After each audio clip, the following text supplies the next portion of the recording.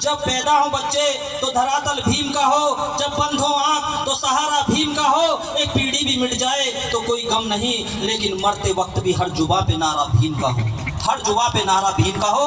जो आज आपको देन है ये बाबा साहब भीमराव अम्बेडकर जी की है। यदि बाबा साहब अम्बेडकर जी इस भारत देश में पैदा नहीं होते और भारत देश में पैदा नहीं होते तो भारत का संविधान नहीं लिखते, और भारत का संविधान नहीं लिखते तो उसमें आरक्षण की व्यवस्था नहीं होती, और आरक्षण की व्यवस्था बाबा साहब करके नहीं जाते तो आपको जैसा भी बता रहे थे, कोट पैंट पहनने का अधिकार नहीं मिलता, गाड़ियों में चलने का अधिकार नहीं मिलता, आपको शहरों में मकान बनाने का अधिकार नहीं मिलता।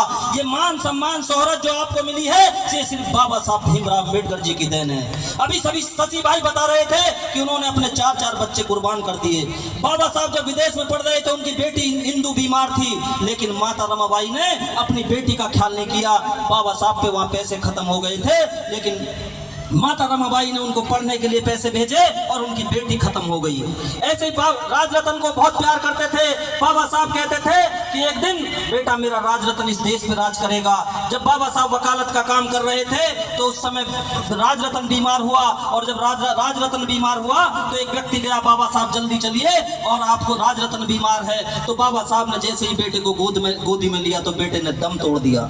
उस दिन माता रमाबाई बहुत दुखी हुई थी, और माता रमाबाई ने कहा था कि बाबा साहब, क्योंकि वो साहब कहती थी, साहब मैं आपकी समाज सेवा से बहुत परेशान हो गई, बहुत तंग हो गई, आज आपने अपने बेटे को भी खो दिया। तो बाबा साहब ने उस दिन कहा था, रमा तू चिंता मत कर, तू परेशान मत हो, तेरा तो एक बेटा गया है, तेरी तो एक बच्चे गए हैं। मैं इस देश में ऐसा काम करके जाऊंगा कि जो भी बच्चा अपनी माँ की कोख से पैदा होगा इस देश पर राज करेगा। तो बाबा साहब ने इस देश का संविधान लिखा, डीएम पीएम सीएम और डॉक्टर इंजीनियर बनने का अधिकार आप सभी को दिया, हमको दिया और हमको, लेकिन हमें बाबा साहब के कर्ज जो बाबा साहब ने हमको दिया है, हम जहां भी हैं अपने मोहल्ले में, अपने पड़ोस में, यदि कोई हमारा भतीजा है, यदि कोई हमारा भाई है और वो पढ़ना चाहता है तो उसकी आप मदद करें। एक शराबी को पीने के लिए शराब के पैसे आ जाते हैं, लेकिन बच्चे को पढ़ाई के लिए किताबें नहीं आती। मैं आपसे कहना चाहता हूं कि आप अपने बच्चे को अपने परिवार में पढ़ाने का काम करें। जब आपके घर से जैसा भी बता रहे थे, कोई आईएएस बनेगा, डीएम बनेगा, एसडीएम बनेगा, तहसीलदार बनेगा, तो आपके परिवार के साथ साथ वो मोहल्ले का भी नाम करेगा और आपके गाँव का नाम करेगा, आपकी कॉलोनी का नाम करेगा। तो मेरा आप सभी से अनुरोध कि आप सभी अपने समाज की, बहुजन समाज, एक बात और मैं कहना चाहता हूँ कि आप कभी अपने आप में आत्मगिलानी महसूस ना करें। आप ऐसे समाज से आते हैं, ऐसे कौम से आते हैं जिसमें बाबा साहब अम्बेडकर जी ने जन्म लिया।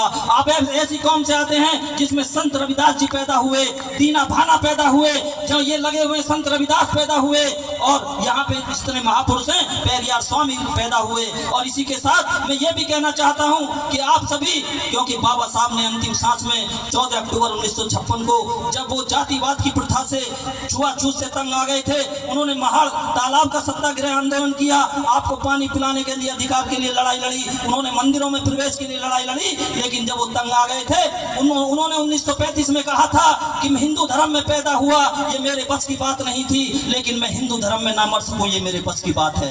1935 से लेकर के 1956 तक 21 साल बाबा साहब ने अध्ययन किया सभी धर्मों का, उन्होंने सभी धर्मों का अध्ययन किया, लेकिन उन्होंने अगर पुनर्जीवित किया और उन्होंने ग्रहण किया तो बौद्ध धर्म को किया। मैं ये कहना चाहता हूँ, यदि आप बाबा साहब अम्बेडकर जी को मानने वाले हैं, यदि आप बाबा साहब को दिल से मानते हैं, तो आप पूरे देश में बौद्ध धर्म स्थापित कीजिए, क्योंकि आप पूरे देश में देख रहे होंगे, जहां पे जाएंगे बौद्ध धर्म निकलेंगे। चाहे सीरपुर की धरती हो, बौद्ध गया की धरती हो, अभी और मैं और शशि भाई परसों आए, हम सारू मारू की धरती भोपाल से आए, आप सांची का स्तूप देख लो, आप पूरे देश में जाके कहीं भी चले जाओ आपको बुद्ध के स्थान मिलेंगे। इसलिए बाबा साहब का सपना, बौद्ध में भारत का सपना, आप सभी अपने घरों में जब भी कोई रीति रिवाज करें, संस्कार करें, तो अपने घरों में बौद्ध भिक्षुओं को बुलाएं और अपने संस्कार कराएं, तभी बाबा साहब का सपना साकार होगा। और मैं समय दिया, कार्यक्रम समापन की ओर है, मैं 2 लाइन कह के अपनी बात समाप्त करता हूं। यहाँ गुरुजी बैठे हैं और यहाँ पे शशि भाई बैठे हैं। सन 2012 में एक बेटी के साथ जघन्य अपराध हुआ था, बुलंदशहर के अंदर 8 लोगों ने किया था।